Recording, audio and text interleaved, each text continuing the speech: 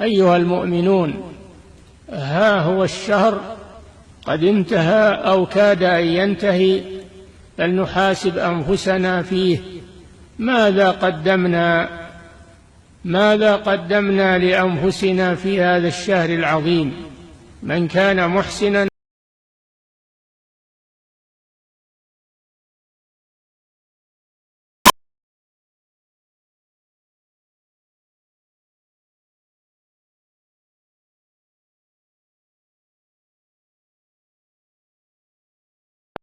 لا تقنطوا من رحمة الله، إنه لا ييأس من روح الله إلا القوم الكافرون. من كان محسنا أو مقصرا فليحسن الختام، فإن الأعمال بالخواتيم.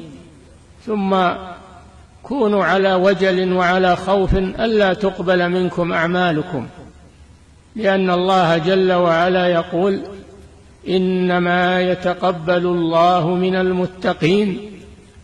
ففكروا في أنفسكم وفي نياتكم ومقاصدكم، ولا يعجب أحد منكم بعمله أو يظن أنه فعل ما يجب عليه وأنه أدى حق الله عليه، بل يعتبر نفسه مقصرا ويعتبر نفسه مهملا، وينكسر بين يدي ربه عز وجل.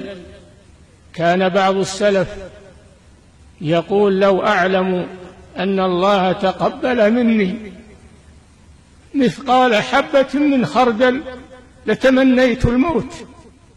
وذلك لشدة خوفهم من الله سبحانه وتعالى.